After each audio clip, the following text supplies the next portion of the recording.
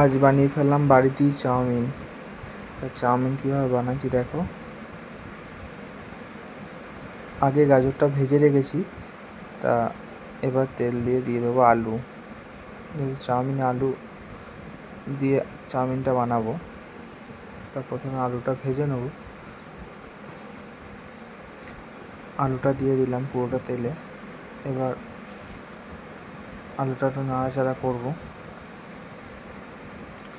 তা আলুটা নাড়াচাড়া করে একটু ভেজে নেবো ভালো করে, যতক্ষণ না সেদ্ধ হচ্ছে একটু নাড়াচাড়া করতে হবে। তা আলুটা ভাজছি এখন। আলুটা ভাজা প্রায় শেষের দিকে। এবার আলুটা তুলে নেবো তেল থেকে, যার হালকা তেল ছড়িয়ে আলুটা থালায় তুলে নিলাম। তা এরপর আলুটা তুলে নেওয়ার পর ভালো করে তুলে নেবো আলুটা।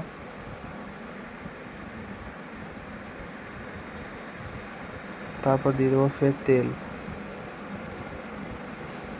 তেল দিয়ে এবার তেলটা একটু হয়ে গেলে তার সঙ্গে দিয়ে দেবো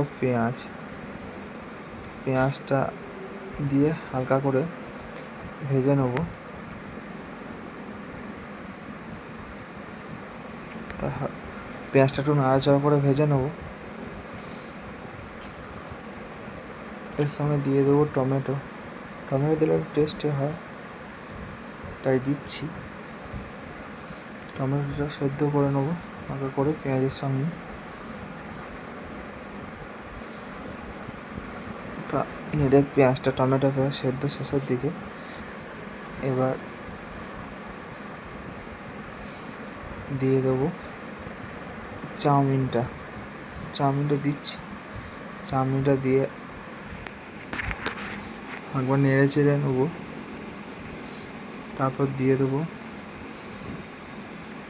চাউমিনের সঙ্গে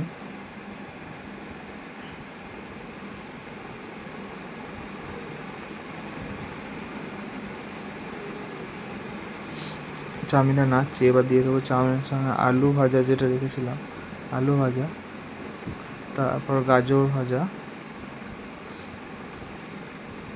আর তার সঙ্গে দেবো ডিম ভেজে গুঁড়িয়ে রেখেছিলাম, ডিম ভাজা।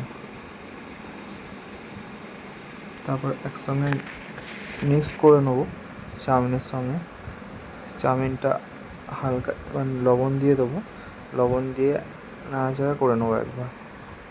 তা লবণ দিয়ে নেড়ে চেড়ে চাউমিনটা ভালো করে মিক্স করে এবার এর সঙ্গে দিয়ে দেবো সোয়া সস দিয়ে নেড়ে চেড়ে নেবো। সোয়া সস দিলে টেস্ট বেশি হয়, তা সোয়া সস দিয়ে তারপর চাউমিন মশলা দেবো। চাউমিন মশলা দিয়ে একবার নেড়ে চেড়ে নেবো চাউমিনটাকে। চাউমিনটা ভালো করে মিক্স করার পর চাউমিনটা এবার রেডি হয়ে যাবে। চাউমিনটা এবার রেডি হয়ে গেছে। এবার চাউমিনটা নামিয়ে নিলাম। তারপর চাউমিনটা এবার দেখে নিলাম ঠিক আছে। তো এবার চাউমিনটা প্লেটে তুলবো। তো প্লেটে তোলার পর চাউমিনের সঙ্গে দেবো শসা কুচো, পেঁয়াজ কুচো ওপরে দিয়ে দেবো। তারপর এরপরে দেবো লেবুর রস। লেবুর রস দিলে টেস্ট একটু বেশি হয়, খেতেও ভালো লাগে। তারপর দেবো টমেটো সস দিয়ে দেবো ওপরে। এবার আমার চাউমিন রেডি।